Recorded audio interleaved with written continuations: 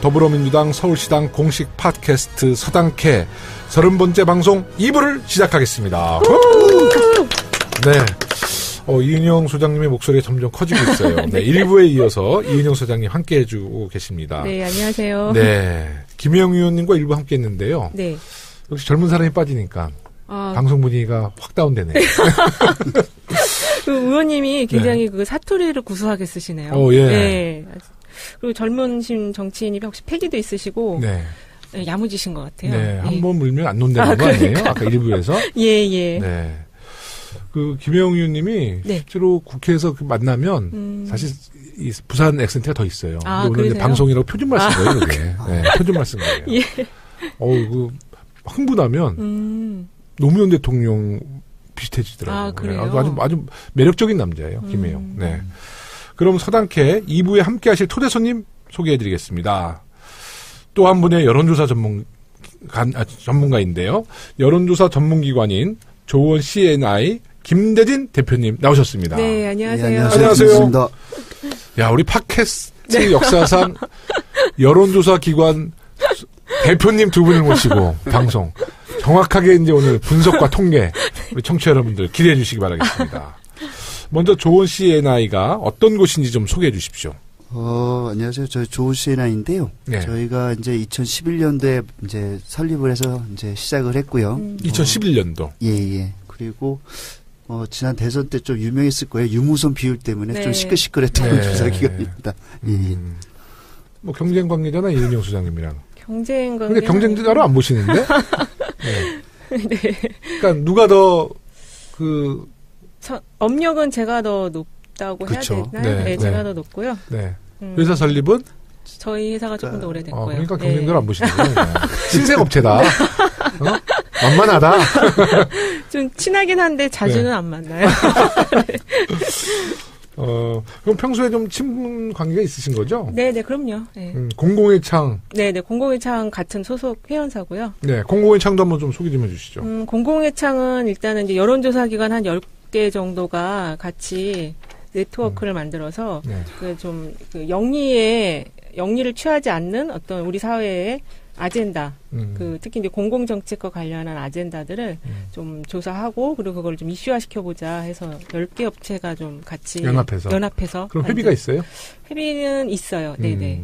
그리고 최근에 이제 뭐 개헌이라든지 또는 뭐 대학교 강사 노조와 관련된 조사라든지 그런 것들 좀 우리 사회 이슈가 될 만한 것들을 좀 자발적으로 하고 언론사와 같이 또 조인해서 기사화도 하고 그런 작업을 하고 있습니다. 예전에 한번 나오셔서 공공의 창에 대해서 한번 설명해 주셨는데 공공의 창 그러면 그 무슨 북한 소개하는 방송 프로그램 같아서 다시 한번 설명해 달라는 거예요. 그 방송이 뭐였죠? 무슨 소리 아닌가요? 남북의 창. 공공의 창, 남북의 창. 네. 그래서 제가 한번 우리 청취자들이 혹시라도 좀 오해하실까 봐. 네. 먼저 오늘 발표될 리얼미터 여론조사 결과부터 한번 짚어가겠습니다. 대통령의 국정수행 평가에서는 긍정평가가 73.1%가 나와 전주보다 1.5% 상승한 결과를 보였습니다. 이제 트럼프 대통령 방미, 방중, 방한 방중, 그리고 또 어떤 요인 때문에 일단은 아까 이제 저희가 일부에서도 얘기했던 것처럼 그 수능에 대한 어떤 신속한 판단과 결정, 그리고 그것이 이제 오늘 좀 안정적으로 잘 마무리가 된 점도 있고요. 그러니까 어쨌든 그 신속한 판단, 국정 현안에 대한 신속한 판단이 긍정적 평가를 가져왔는데, 사실은 요새 그 여론조사 전문가들이 굉장히 힘들어요. 대통령 국정 수행 평가가 상당히 높고 이게 떨어지질 않기 때문에. 좋지 뭐. 떨어지려네요?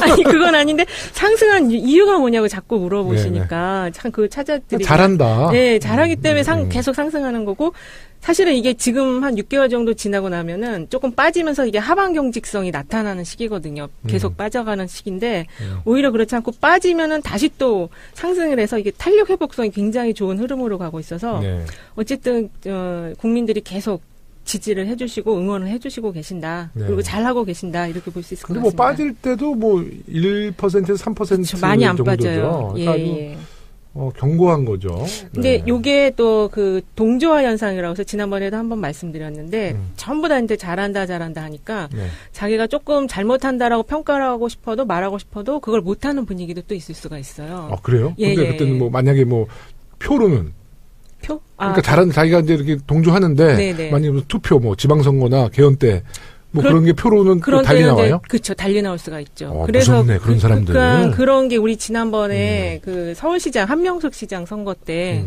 그런 현상이 있었거든요. 그러니까 한명숙 시장이 그 오세훈 시장하고 후보하고 격차가 계속 벌어지는 걸로 났었는데 실제 뚜껑 열어보니까 그렇죠. 격차가 0.6% 차이밖에 안 나는 경우가 있어서. 근데 그때는 너무 아쉬웠어요. 그러니까 사실 여론조사가 정확하게 그 맥을 짚어줘야 되는데 저는 그때 여론조사로 국민의 여론을 좀 호도한다는 느낌을 받았어요. 근데 그런 말씀드리면 좀 전문기관의 그 조사가 워낙 많다 보니까 조사의 결과가 또 다른 조사에 영향을 미치는 그런 흐름도 있을 수가 있거든요. 그 포항 지진으로 인한 수능 연기 결정. 여론조사가 83.6% 잘했다라고 평가하는 거죠. 그렇죠. 그러면 정당 지지율은 어떻게 나왔습니까? 두 기관이 좀 달리 나오나요? 그 기관만 조금 차이는 있을 차이 나죠. 네, 한번 그러니까 대통령 지지는 몇 % 나왔어요? 우리 이은영 소장님은 저희가 지금 오늘 이제 얘기되는 거는 리얼미터 거 가지고 얘기를 하는 거거든요. 혹시 있어요? 자체 조사한 거? 저희 자체 조사 지금 하고 있어요? 네네, 이번 주에 할 예정이에요. 네, 그러면 우리 김예진 소장님. 우선 이제 국정운영 만족도가 아까 높다고 계속 말씀해 주셨는데.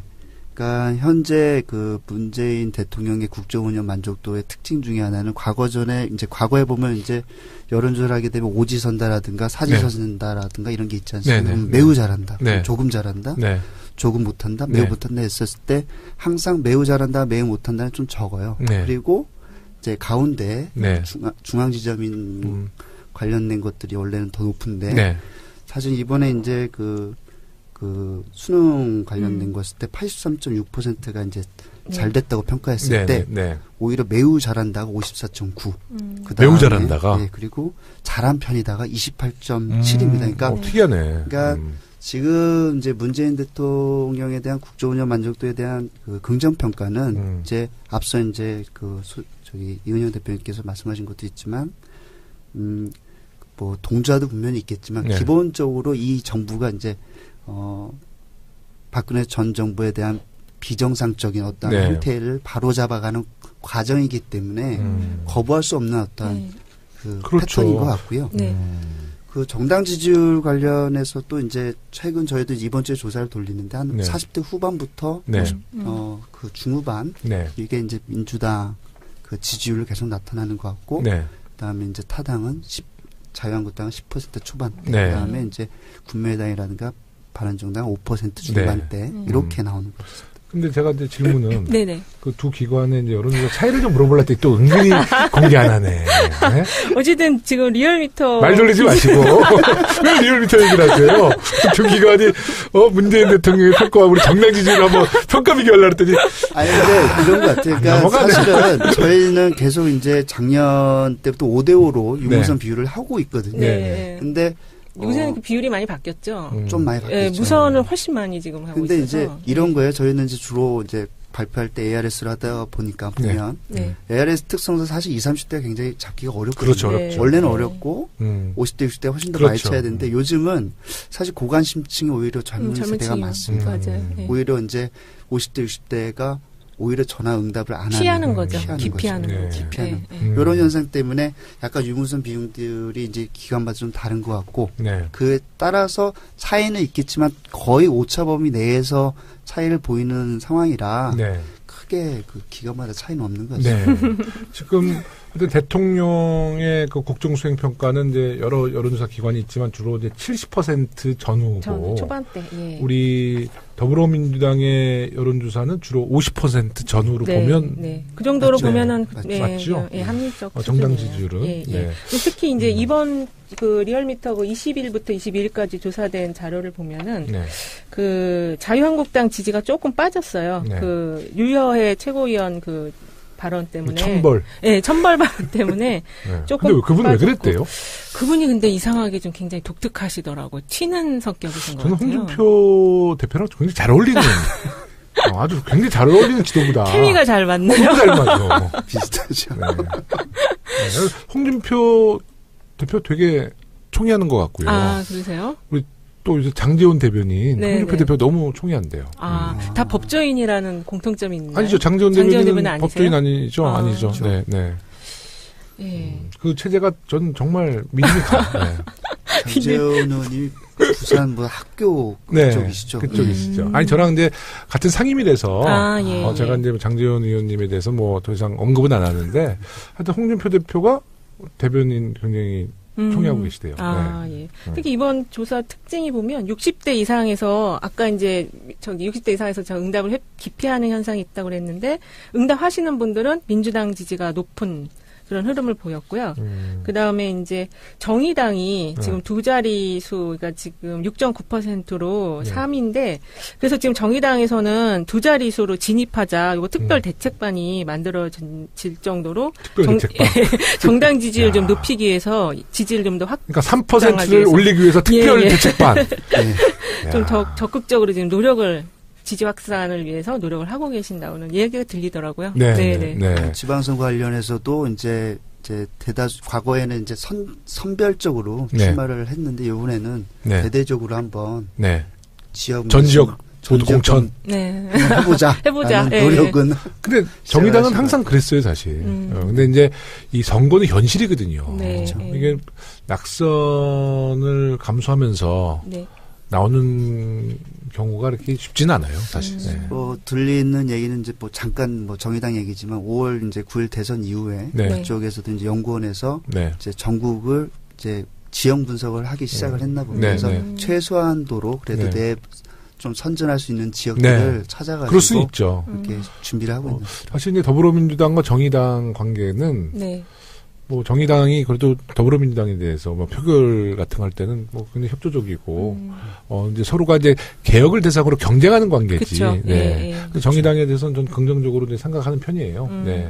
지금 나온 거 잠깐 그것도 표본 오차 말씀드려야 돼가지고 1,515명 조사했고 95% 신뢰 수준에서 플러스 마이너스 2.5% 포인트입니다. 그 표본 조사를 꼭 얘기하시는 이유가 있죠? 네, 이게 선거법상으로 하는 거 있어가지고. 그 얘기가 끝나면 나중에 하셔. 그래서 내가 그것도 꼭 지적하는 거예요. 죄송합니다. 앞으로는 먼저 하겠습니다. 아니 근데 이제 우리 청취자 여러분들이 왜 꼭 끝에 갑자기 표본 조사 결과를 얘기하시는지 좀 혹시 의문이 있으실 것 같아서 친절하게 안내하는 겁니다. 지적이 아니라 친절하게 청취자한테 안내한 거고요.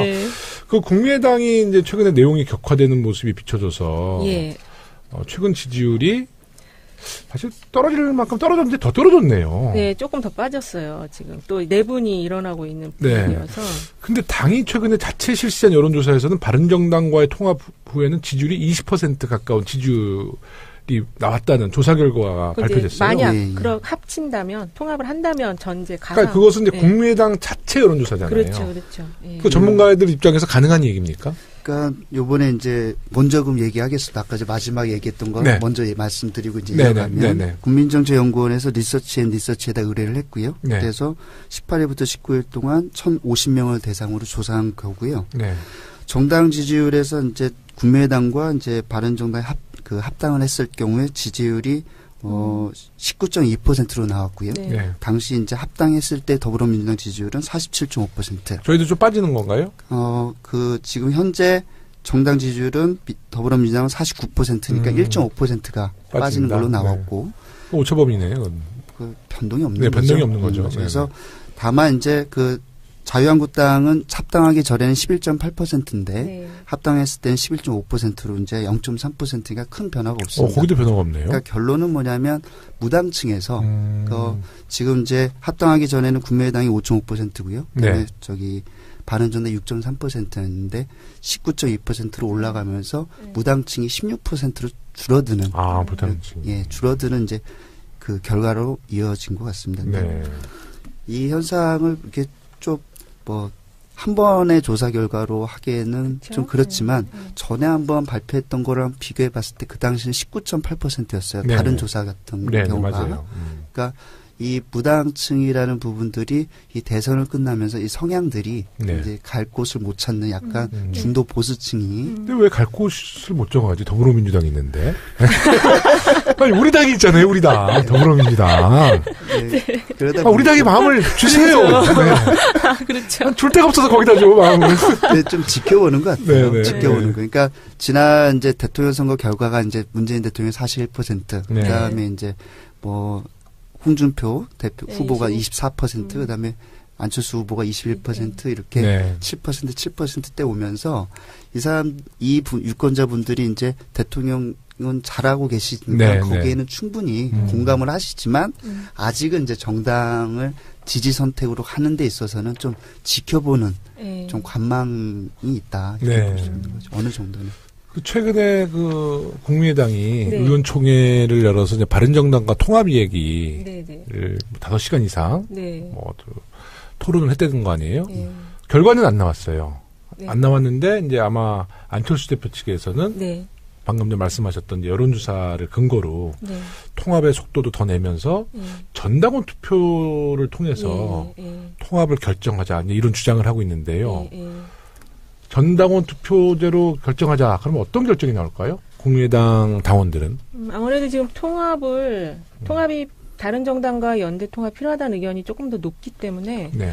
이제 지금 현재 당대표에게 힘을 실어주는 결정을 하지 않을까 그렇게 좀 보여지거든요. 특히 이제 현재 그 국민의당 당원들이 안철수 대표를 당대표로 인정 안 하는 분위기도 꽤 있어요. 근데 그 지난 전당대회 때 보면 51%로 절반 약간 넘게 일단은 당대표에 당선을 네. 시켰기 때문에 아무래도 이제 당대표 중심으로 좀 힘을 실어주려는 그런 분위기는 조금 더 많다고 볼 수 있을 것 같아요. 저는 개인적으로 볼 때 그 네.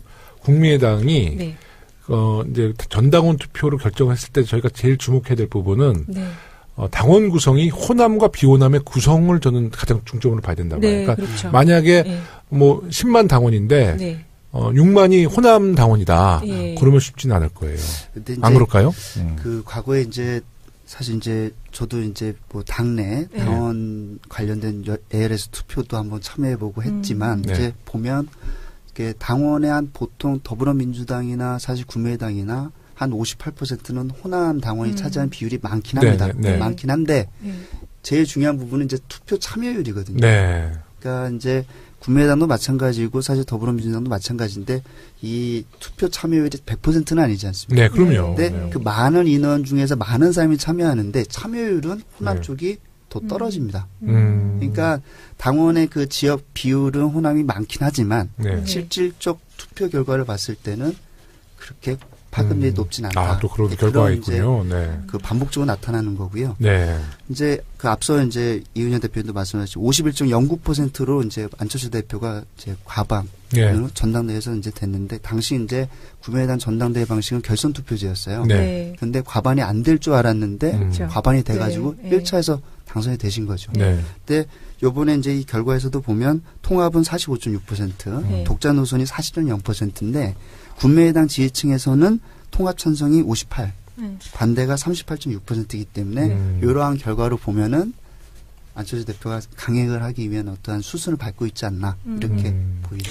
저는 안철수 대표가 이제 뭐 그 정치 지도자로서 뭐 부족한 면도 있고 이제 잘하는 면도 있는데 그 승부사라고 그러잖아요. 근데 이분이 보면 원래는 기업인 출신이고 또 의사 출신이시고 그러니까 이분이 굉장히 그 통계, 분석 이런 걸 너무 잘하시는 것 같아요. 그래서 충분히 분석하고 예측한 다음에 승부수를 탁 던지는 거죠. 그러니까 51% 자신이 있어서 던진 거고 전당원 투표제도 이미 저는 혹시 두 분이 거기서 좀 밤에는 거기서 일하는 거 아니야? 왜 이렇게 놀래요, 갑자기? 왜 이렇게 얼굴이 빨개져요? 그러니까 아마 안철수 대표가 여론조사 기관에 많이 의존하고 의지할 것 같아요. 기관도 있을 수 있는데요. 실제 이제 전략가들이 좀 지원을 한다는 얘기는 그러니까요. 있고요. 네. 그리고 근데 과학적인 수치를 놓고 판단하는 분 같아요. 정치적인 그 감각보다는. 지난 그 대선 때 보면 안철수 대표가 이미지 변신에 성공한 그 시기가 좀 있었거든요. 너무 짧았어요. 네, 강철수라고 그래서 잠깐 같이 원목소리 나고 머리도 확 올렸다가 약간 팔색조 같아. 네, 그 뭐 꽉 해갖고 이제 잠깐 그 이미지 변신에 성공을 했었는데, 근데 지금 어쨌든 그 그 정치적인 컨설팅하는 그룹이 있어서 뭔가 이 판단의 기준을 갖고 지금 행보를 하고 있는 것 같고요. 네. 그리고 지금 국민정책연구원 같은 경우 계속 이제 그 조사 결과가 나올 때마다 지금 좀 이슈화가 되고 있거든요. 근데 여기가 지금 원장이 이태규 의원이에요. 그래서 이분도 상당히 이분이 그 이명박 대통령 그쪽에 좀 활동을 하셨던 네. 이분도 약간 전략가로 많이 알려져 있는데 어쨌든 여의도 연구소 출신인가 그러면? 그건 아닌 것 같고요. 예, 네. 예. 그래서 지금 국민정책연구원이 내놓은 이런 자료들도 좀 유심히 살펴볼 필요가 있는데 이번에 그 나온 것 중에 좀 약간 재밌는 게 하나 있더라고요. 네네. 뭐냐면 자기네가 조사했는데 네. 야권을 대표하는 인물로는 유승민 바른정당 대표가 1위가 나왔어요. 26.2%로 1위가 나오고 네. 홍준표 자유한국당 대표가 18.2%로 2위 그다음에 이제 안철수 국민의당 대표가 14.5%로 3위가 나오고 그래서 오히려 이제 지금 이 국민의당에서 네. 이 조사한 결과에서 안철수 국민의당 대표가 높게 나올 줄 아는데 야권 대표로 네. 오히려 다른 정당 대표가 1위가 나와가지고 네. 실제 이제 이 통합 의견이 높고 야권을 대표하는 인물로 유승민 대표를 더 높게 생각을 한다면 네. 실제 통합이 일어났을 때 안철수 대표가 약간 또 낙동강 오리알처럼 이렇게 되는 거는 아닐까 그런 좀 네. 그런 것도 좀 한번 상상해 볼 수 있을 것 같아요. 처음 들은 얘기예요. 네. 그러니까 이제 유승민 당대표로 만들고 안철수는 이제 부산 가는. 네? 여러 가지 상상할 수 있는 시나리오들이. 제 느낌에는. 아니면 킹메이커가 되시려고. 킹메이커는 절대 아니고요. 킹메이커는 절대 안 될 것 같아요. 왜냐면 문재인 대통령 킹메이커 끝까지 못했잖아요. 예. 거기에 한이 맺힌 사람이야, 안철수 대표가. 왜 킹메이커 잘못해가지고. 그거는 네, 그러니까 항상 이제 킹이 되실 분인데. 예. 그러니까 큰 킹은 아니라도 또 부산에서 킹이 되고 싶을 수 있어요. 그러니까 이제 유승민 대표를 일단은 영남 주자로 이렇게 딱 올려놓고 네, 당대표 네. 시켜놓고 네. 본인은 이제 부산으로 가면 그 얘기 되겠는데. 그 얘기가 될까요? 네. 그래서 이게 지금 2등은 하시겠어요. 2등. 네. 그 통합 얘기가 또 이런 얘기가 있더라고. 영원한 대통합이다. 그래서 아무리 생각해도 그게 또 이해가 안 돼요. 영원한 대통합. 근데 일면 또 보면 그림은 약간 그런 것 같기도 하고. 그런 것 같아요. 그 부산에서 뭐 정의화 전 국회의장이 이제 강연 정치를 다시 시작을 했다고 하시는데, 그분이 이제 그 강연 정치할 때 계속적으로 뭐 자유한국당에 대한 비판적 발언을 계속 하시나 봐요. 그러니까 없어져야 될 정당이다 이 정도까지도 이제 말씀하시는 것 같은데, 그 요번에 그 결과에서 이제 유승민, 그다음에 홍준표, 그다음에 그 안철수 순으로 나온 이 배경에는 어쨌든 호남 쪽에서 그 이제 이 뭐랄까 박지원 전 대표라든가 정동영 정동영 의원, 천정배 의원 이렇게 그 반대 그 목소리가 커지다 보니까 그러한 것들이 이제 작용해서 안철수 대표가 세 번째로 이게 나온 것 같은데요. 우선 이 지금 국민의당이 분란은 뭐 조기에 어느 정도 좀 12월 달 안에 좀 정리가 되지 않을까 이렇게 예측들은 다들 하는 것 같아요. 정리라는 것은 다 깨진다는 거죠?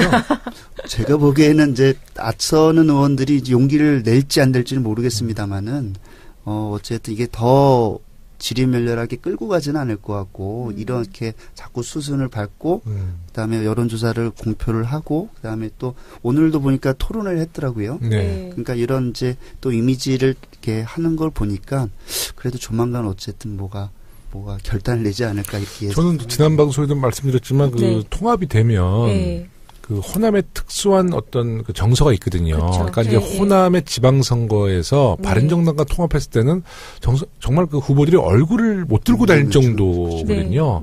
근데 지금 바른정당의 주요 국회의원들이 호남 국회의원들이기 때문에 아까 말씀하신 국민의당 국회의원들이기 때문에 아까 말씀하신 것처럼 이제 영혼합의 통합이라는 명분을 만들 수 있죠. 그게 어떻게 보면 민취업의 재결성. 근데 민취업이라고 예전에 DJ와 YS의 그 군사 독재 시절에 그 저항했던 민취업의 재결성하면 이제 김무성 전 대표가 민취업 출신이고, 그래요? 근데 이제 여기 국민의당에는 이제 민취업의 상징적인 분이 권노갑 고문밖에 안 계세요.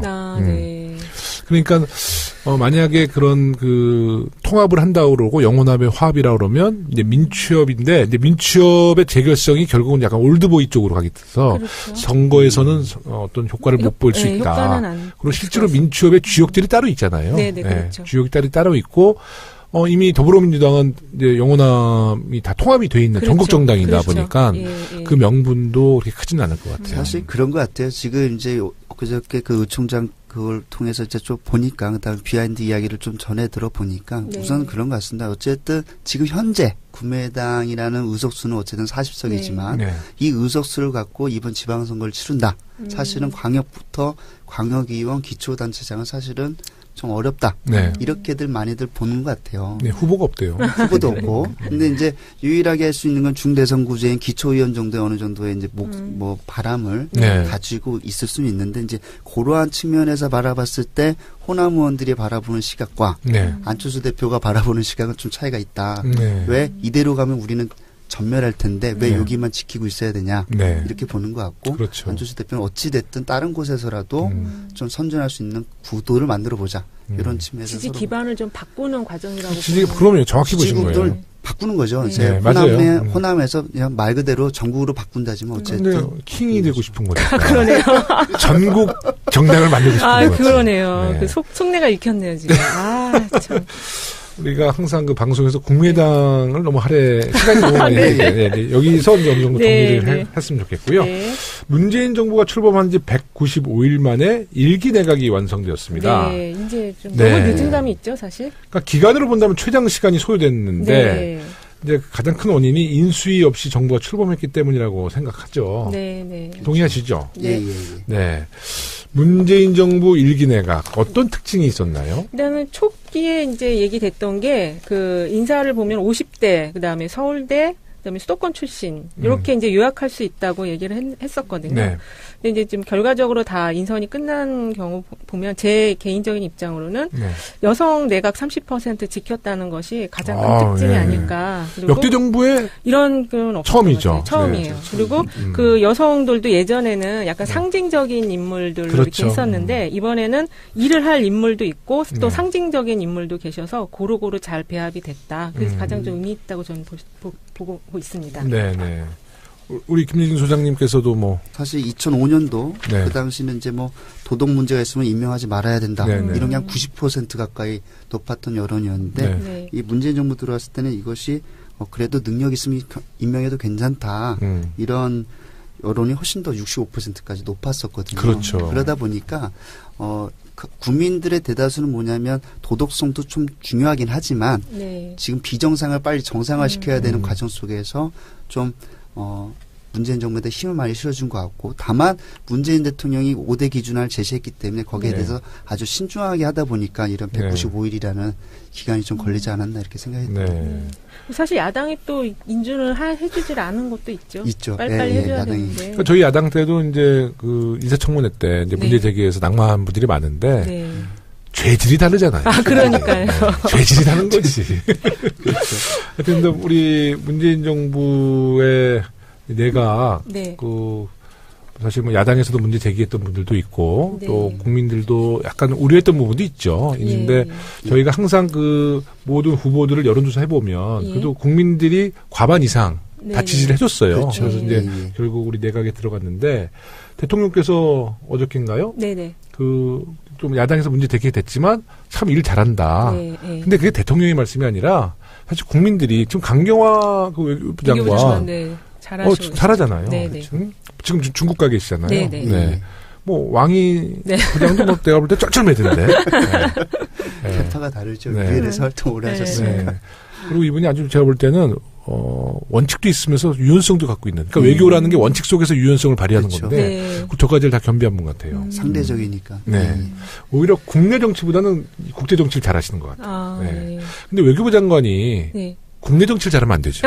그렇죠. 정치하니까. 그렇죠. 하여튼 강경화 장관 뭐 잘하시고. 김현미 장관님도 여성들 사이에서는 강단 있게 잘한다고 평가가 좋으신 분이에요. 지난번에 국정감사. 무슨 유튜브 동영상 보니까. 대단하시네. 한 방에 그냥. 누구를 보냈죠, 그때? 이은재 의원. 이은재 의원을 날렸죠. 근데 이은재 의원님이 그때 조희영 교육감. 아시죠, 그네요. MS. 자주 보니까 좀 그분도 귀여운 맛이 있거든요. 그런 면도 있어요. 연세가 많으신데 하여간. 연세 드신데 참 열심히 하신다. 왜 저러실까? 소리를 지르는 모습이. 네. 처음엔 저도 처음에 좀 충격받았는데. 캐릭터가 있으세요. 네. 저런 걸 즐기시나? 근데 하여튼 이인재님 좀 너무 흥분하셨는데 좀 건강하셨으면 좋겠어요. 네네. 혈압 있으실 것 같아요. 걱정돼서. 네. 그 대통령이 공약으로 공직자 검증 5대 기준을 제시하면서 그 기준에 맞는 사람을 찾기 많은 어려움이 겪었는데 최근 2가지 기준을 추가해서 인사검증 기준을 7개로 확대했어요. 그럼 이제 앞으로 또 인사에 더 어려움이 있지 않을까. 그러겠네요. 어쨌든 좀 요새 이제 많이 문제되는 거라서 이게 추가가 될 필요는 있다고 보여지고요. 근데 이 성 관련 범죄는 추가 안 돼도 이거는 뭐 우리 정부에서 절대 안 하죠. 우리 이제 그 정당에서도 몇 가지 원칙이 있는데 성 관련 범죄는 절대 허용하지 않아요. 공천도. 그래서 도덕성 부분을 더 강화한 것 같아요. 이게 지금 그 2가지 추가된 부분이. 이번에 추가된 이제 그 2가지 포함해서 이제 저는 이렇게 7개 7대 비리라고 해서 기준을 제시한 것 자체가 어쨌든 스스로 청와대 스스로 제동장치를 만들어서 그다음에 국민들한테 오픈했고 그래서 국민들이 이런 납득 속에서 이제 과거에는 너무나 이제 그 청문회 때 이제 정책 능력보다는 뭐랄까 개인에 대한 일탈이나 이런 거에 대해서 집중된 것들을 국민 스스로가 이제 보시면서 좀 참고하실 수 있는 기본적 기준이 아닐까 이렇게 생각합니다. 근데 이제 청문회 때 그 사실 그 대통령이 그 장관 내정에서 청문회 나오잖아요. 근데 이게 사실 신상이 다 털리는 거잖아요. 그래서 그렇죠. 많은 분들이 꺼려한대요. 그 제도 보완이 좀 필요하다는 의견도 많아요.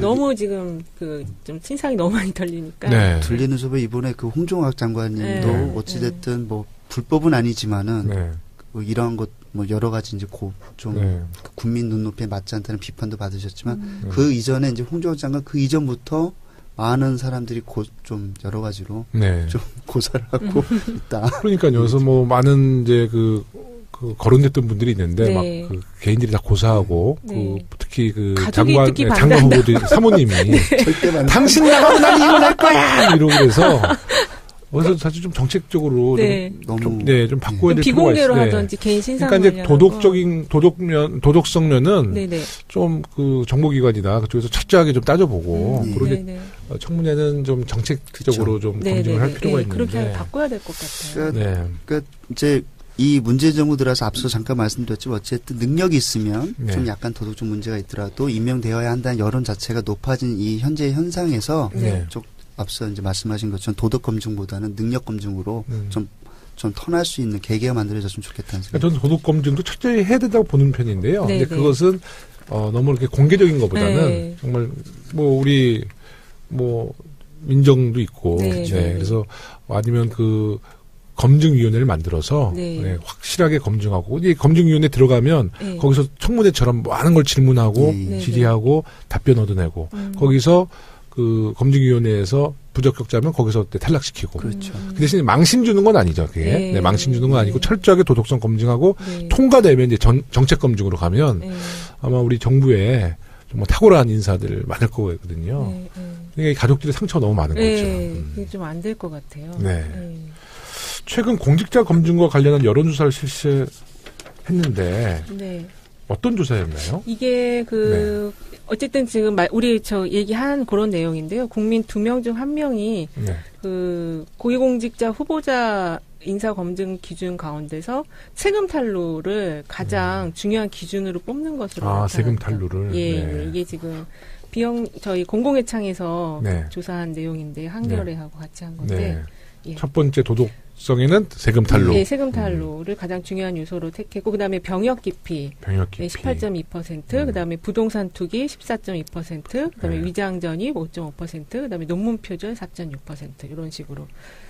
근데 아까 이제 우리가 추가로 된 것처럼 뭐 성 관련 범죄, 음주운전 이런 데에 더 저는 중점을 둘 줄 알았는데 그렇지가 않네요. 아무래도 이게 지금 홍종학 전 신임 장관 그때 이슈가 돼서 그런 것도 좀 반영이 됐을 수도 있을 것 같은데 어쨌든 추가로 조사가 17일부터 18일 검토됐고요. 그래서 그 우선 100%는 이제 전국 1,007명이 했는데 보기에 그 성범죄 관련된 그런 게 없지 않았나 싶은 생각이 듭니다. 근데 아직 우리 후보자들 중에서 성범죄 관련된 분이 아직 인사 추천된 분이 거의 없잖아요. 그러니까 국민들 머릿속에는 이제 그 성범죄는 생각을 안 하시는 것 같아. 그렇죠? 네. 그런 분들은 추천할 수가 없으니까. 네. 근데 어쨌든 그 세금 문제에 대해서 국민들이 이제 눈여겨보기 시작했다는 게 좀 중요한 것 같고요. 네. 앞으로 이제 장관이나 혹은 공직에 좀 진입하고 싶어 하시는 분들은 요 7대 이제 기준이 있으니까 이런 걸 좀 잘 보시면서 자기 관리를 해나가시면 될 것 같아요. 네. 저희가 방금 전에 언급했던 부분, 이제 도덕성 검증과 이제 정책 검증인데 국민들은 정책 검증보다는 도덕성 검증에 더 중점을 둔다는 여론조사 결과가 있었다면서요? 네. 그게 지금 요 결과 같은 여론조사인데 능력이 31%고 도덕성이 66.4%로 나왔습니다. 네. 정말 정치인들이 도덕적으로도 정말 좀 깨끗해야죠. 그렇죠. 그러니까 앞서 잠깐 말씀드렸다시피 이제 그 과거에는 어쨌든 도덕적으로 문제가 되면 절대 임명되면 안 된다라는 이제 기준이었지만 그랬다고 해서 도덕성 자체가 필요 없다는 건 아니고 제일 중요한 가치인 건 맞고요. 하지만 그 도덕성도 중요하지만 거기에 더불어서 능력도 중요한 이제 하나의 요소로 이제 약간 변화되는 시점이 아닌가 싶습니다. 네, 그러니까 이 방송을 듣는 분 중에서 장관 되고 싶은 분들은 이거 말씀 잘 들으셔야 돼요. 7가지 조심하십시오. 그리고 그 인사청문회 검증 과정에서 공직 후보자에게 발견된 문제 가운데 용납해서 안 되는 것들을 물어봤거든요. 거기에는 지위를 이용한 부당이득 27.4%, 그다음에 권한 남용 27.1%, 거짓말 및 국회 위증 26.2% 이렇게 요 순서로 됐고, 그다음에 이념이나 가치관 요거 12.9%, 그다음에 음주운전 3.4% 이렇게 나타났습니다. 음주운전에 대해서는 제일 낮네요. 왜 이렇게 관대하지? 네. 그거보다는 지위를 이용한 부당이득이나 권한남용, 국회에서 위증하는 거 이런 걸 절대 용납하면 안 된다 이런 의견이 이게 저는 최순실 박근혜 게이트의 영향 같네. 갑질을 절대 용납 못. 네, 그러니까 그 세 가지가 거의 지난번 그 박근혜 최순실 게이트의 뭐 청문회 거기서 다 나온 얘기죠. 그렇죠. 권력남용, 부당이득, 국회 위증 이게 최순실 박근혜의 후유증이네, 이게. 후유증이라, 그렇죠. 사실 다 봤죠. 국민들이 그걸 보면서. 뭐, 공분을. 그러니까 공부를 사면서 저런 사람이 우리나라를 이끌었어! 그러면서 이제, 다시는 저런 사람들이 대한민국을 맡아서는 안 된다. 이제 이런 심리적인 상태 같아요. 국회 위증도 사실 과거에는 이렇게까지. 정말 놀랐어요, 저요. 김기춘 비서실장이라든가 조윤선 장관 이 멘트에서 사람들이 사실 멘붕이 아니었나 싶은 생각이 듭니다. 저는 굉장히 좀 새로운 사실을 알게 됐어요. 네. 공공의 창에서 촛불혁명 1주년을 맞아서 특별 여론조사를 실시하셨다고 하는데 어떤 내용의 조사가 이루어졌나요? 이거는 그 참여연대와 그다음에 공공의 창 그다음에 그 우리 리서치라는 곳에서 이제 조사를 실시했고요. 그 11월 16일 날 이제 그 실시했고 무선 100%로 해서 전국 1000명을 대상으로 조사를 했습니다. 촛불 집회 1주년과 관련됐을 때 질문이 크게 5가지인데요. 그 촛불 집회 평가가 긍정적이냐 부정적이냐 했을 때 긍정이 71.5%, 부정이 23.8%. 그다음에 촛불 집회를 참여 여부를 물어봤습니다. 그러니까 직접 참여가 28.4%. 28.4%. 그래서 10명 중에 3명은 직접 참여를 해봤다. 이렇게 응답을 했고요. 참여해본 적이 없다가 68.8%. 그리고 또 참여자들 중에서 가족, 친척과 동행했다가 거의 절반에 가까운 46.7%였습니다. 그리고 친구, 지인, 직장 동료가 28.5%. 혼자도 많았습니다. 22.4%. 오히려 정당 시민단체가 1.1%로 매우 낮게 나타났다. 정당은 참여한 게? 예, 정당과 동행을 했다는 건. 전데, 그게? 우리 그렇게밖에 없었다고요, 우리가? 근데 대다수가 가족, 그다음에 친척, 그다음에 동료. 야, 그럼 제가 1% 쓰는 들어가네. 네. 이렇게 나왔습니다. 그래서 또 이제 이어서 이제 촛불 집회가 어떻게 확산됐냐, 계기가 무엇이냐 물어봤더니 이제 최순실 등 국정 개입이 44.1%, 그다음에 대통령의 권력 사유화가 23.5% 이렇게 순으로 나왔고요. 세월호 참사라든가 재벌 권력 재벌 권력 유착도 7.1%로 나왔습니다. 그리고 이제 그 부정 입학 등 불공정이 5.0, 그다음에 블랙리스트 등 비판 세력 탄압이 4.9% 순으로 이렇게 조사가 됐고요. 또 촛불 집회 목적 완성이라는 인식에 대한 질문에 있어서는 근본적 개혁이 뒤따라야 하므로 앞으로 완성을 해 가야 한다. 이것이 71.1%. 그러니까 이 적폐청산과는 이건 연결되어 가는 거죠. 그러니까 박근혜 전 대통령이 탄핵되었으므로 촛불 집회의 목적이 완성됐다라고 응답은 17.3%고요. 앞으로 계속 완성해 가야 한다가 국가 대개혁을 완성해 71.1%입니다. 그러니까 71.1%가 문재인 대통령 지지율과 비슷하네. 그렇죠. 그렇죠. 그러니까 계속 적폐청산을 하라는 국민들이 이제 70%니까 그 국민들은 문재인 대통령을 이제 계속 신뢰하는 거죠. 그렇죠. 적폐청산 완수하는 날. 그럼 적폐청산이 완수되면 문재인 대통령은 0%가 되나요, 지지율이? 그래서 이어서 그때부터 떨어지겠네요. 농담이 100%겠죠, 그럼 100%. 촛불 집회 계승 여부도 물어봤어요. 그랬더니 문재인 정부가 그 촛불 집회를 계승했다가 69.8%로 비슷하네요. 비슷하게 나왔습니다. 그리고 적폐청산 인식도 67.1%, 67.5%로 당연한 처벌이다. 이렇게 높게 나왔습니다. 네. 제가 이 여론조사를 들어보니까 아직도 국민들은 그 적폐들에 대한 분노가 사라지지 않았다는 얘기네요. 공분이 아직 가라앉지가 않았죠. 공분이 가라앉지 않았다. 아직 처벌이 된 게 없으니까요. 진짜 아직 아무도 처벌이 아직도 안 된 거네요. 1심 판결이 확정된 게 아직 없으니까. 근데 아까 우리 세월호 얘기 나오면서 이게 그 우두머리끝만 잡아서 안 되겠어. 혼나를 바꿔줘야 돼요. 그러니까요. 이 적폐가 너무 깊게 들어왔다는 생각이 들어요. 아까 말씀드렸잖아요. 대통령 문재인, 우리 해양수산부 장관 김영춘인데. 그렇죠. 야. 저는 오늘 이 방송이 새로운 좀 각오가 들어요. 근데 잔챙이 잡으러 간다. 근데 이제 촛불 집회 우리 리서치 조사, 그러니까 공공의창 조사와 좀 다른 조사인데 지난번에 한번 내일신문의 선거 한번 했던 조사 같아요. 근데 그러니까 2016년 1월달에 그러니까 나의 개인의 목소리가 정부한테 먹힌다. 그러니까 정부가 나의 목소리를 들어준다. 즉 한마디로 나의 효능감이 있는가라고 물어봤을 때 16년도 때는 거의 한 31%에서 24% 정도 연령별로 보였는데 올해 2017년 1월에는 거의 69%, 그다음에 58%, 뭐 이 정도로 높아진 거거든요. 이게 높아질수록 이제 국민이 주인되는 세상이잖아요. 그렇죠. 시민들의 참여가 높아지는 거고. 그 원전 문제, 그 공론화위원회 이게 다 이런 과정이잖아요. 아주 긍정적이네요. 그 60%를 우리가 100%로 올려야 될 것 같아요. 그렇죠. 그러면 이제 진짜 국민이 주인되는 세상이 만드는 거니까. 그렇죠. 앞으로 더 높아질 것 같아요. 계속적으로. 그다음에 이제 청와대에서 하고 있는 뭐 국민 청원이라든가 이런 이제 그러니까 여러 가지 이제 이런 정치적인 뭐 행위라든가 정책적인 이런 결정 과정에서 오픈하는 여러 가지 모습들이 과거에는 볼 수 없었던 또 하나의 이제 새로운 면모이기 때문에 이런 부분들이 이제 국민들한테 감동으로서 와닿는 것 같아요. 여론조사 굉장히 정확한 것 같아요. 아까 촛불 집회 직접 참여 여부를 물어봤잖아요. 근데 직접 참여가 28.4% 맞습니다. 그러니까 거의 1,000만 명. 30%죠. 그러니까 1,500만 명. 우리 촛불 집회 1,500만 명. 정도 너무 정확해. 이거 진짜 정확한 거야. 저는 사실 통계를 모르는데 아까 탁 생각하니까 1,500만 명. 1% 맞으시네요. 그 중에 1%.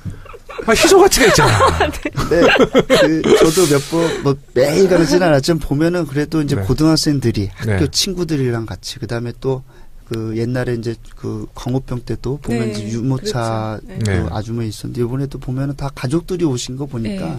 아유, 정확한 통계예요. 그 언론의 공공성에 대해서는 여론조사가 안 돼 있나요? 언론 개헌 관련돼서나 추가적으로 있었는데요. 그 이제 무시하실래요, 그냥? 그냥 짧게만 말씀을 드리면 지방선거 때 개헌을 투표해야 된다가 43.9% 나왔고요. 그다음에 좀 지방선거 이후에 해야 한다.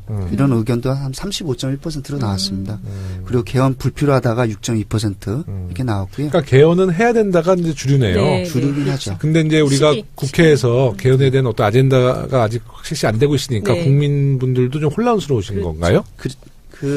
사실 이제 개헌이 나의 삶과 이렇게 직접적으로 연관되어진다고 아직은 피부로 못 느끼시는 거예요. 피부로 못 느끼시는 거예요. 그러니까 권력 형태라든가 선거구조 재편이라든 여러 가지 이제 국회적 논의가 나의 삶을 어떻게 바꿀 것인가라는 직접적 연계로 이어지지가 않으니까 사실은 약간 나와 좀 먼 국회 이야기. 국회의원들이 자기들이 권력 구조 나눠 먹는 이야기. 이렇게 생각을 절대 아닌 거 아시죠? 우리가 그들과 권력을 안 나눠 먹어요. 그래서 그런 이제 약간 인식에 이제 좁혀지는 어떤 작업들이 필요한 것 같고요.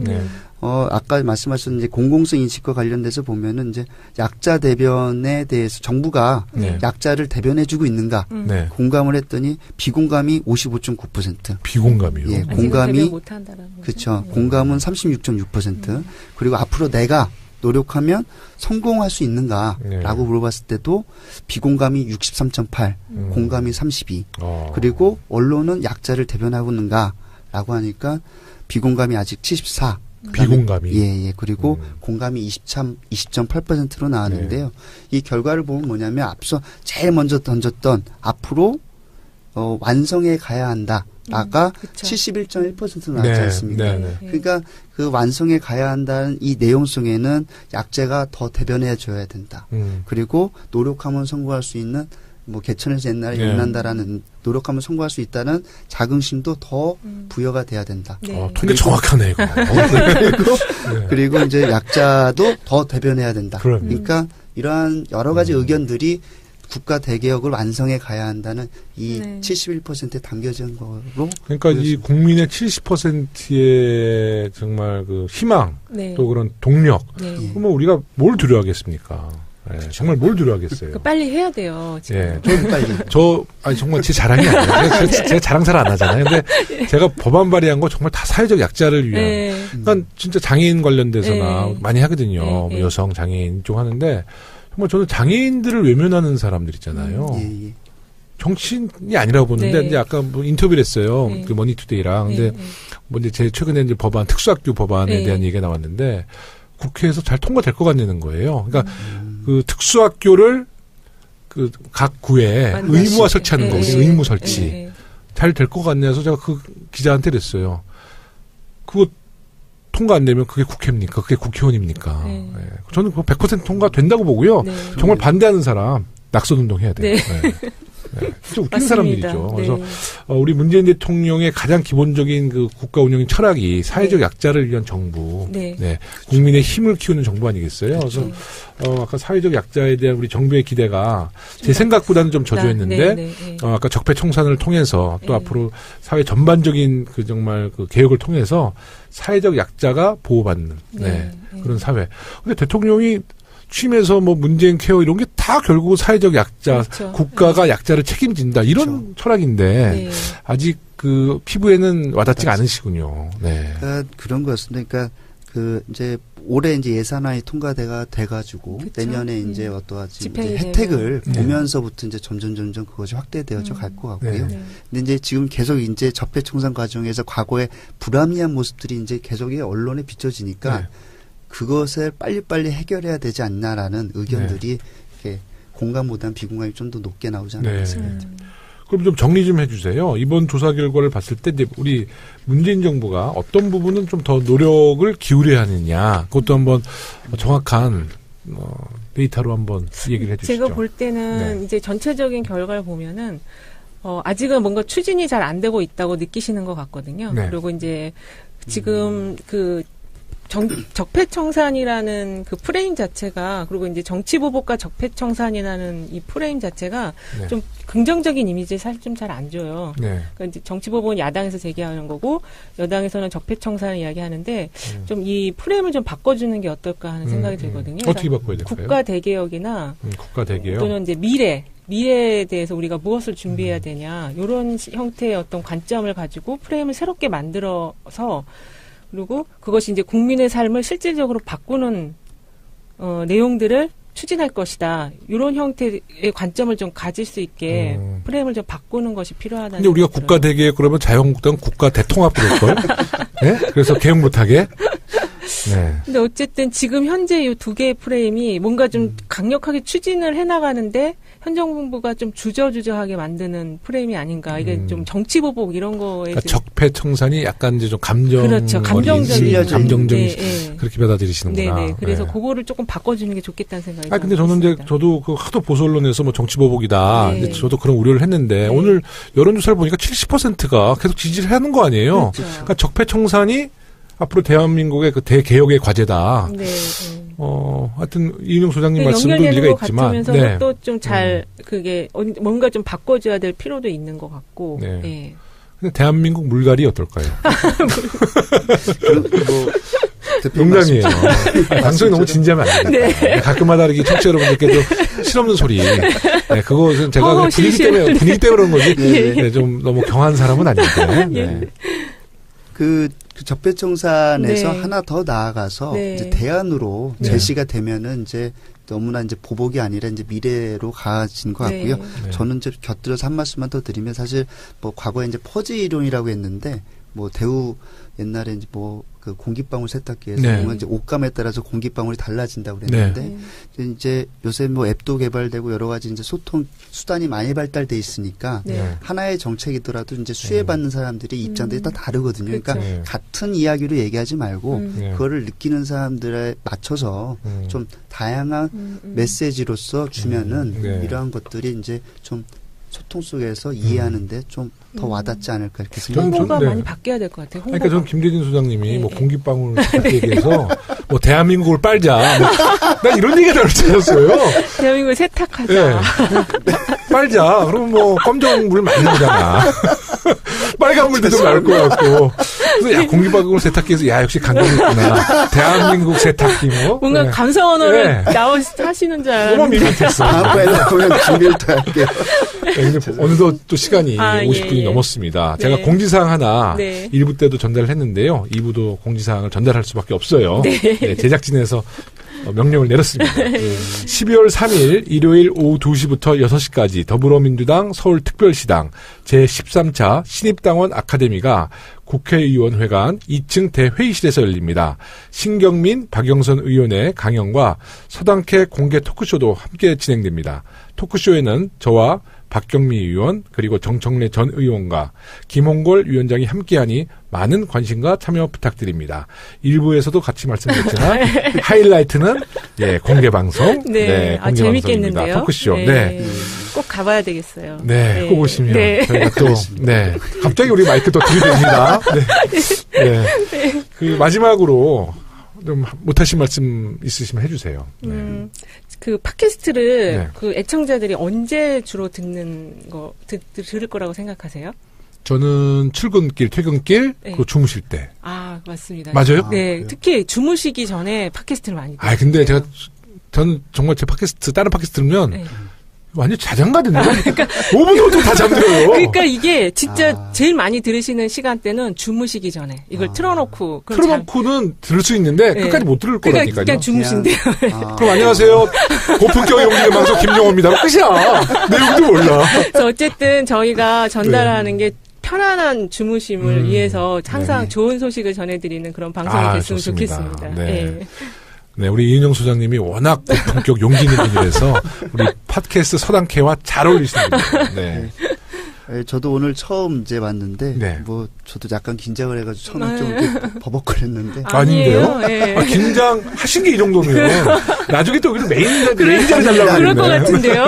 너무 잘하셨어요. 불러주시면 또 잘 준비해가지고 앞서 말씀하신 것처럼 편안한 방송될 수 있도록 준비하도록 하겠습니다. 확실히 여론조사 기관 전문가들이랑 이야기를 하니까 내실이 있어요. 그러니까 우리 감사합니다. 정치인들끼리 방송하면 서로 간에 그냥 감각적으로 정무적인 얘기를 하잖아요. 또 그 안에는 이제 가끔마다 이제 감정도 실리고 저쪽 당 얘기면 욱하고 막. 근데 확실히 좀 정제되는 방송. 그래서 우리 여론조사 기관 우리 정말 전문가분들 함께하니까 정말 든든하고요. 네. 청취자들도 알찬 정보 받아가실 것 같아요. 네. 감사합니다. 네, 계속 좀 나와주시고요. 네. 청취자 여러분들도 우리 고품격 용기 있는 방송 서당캐 더욱 사랑해 주십시오.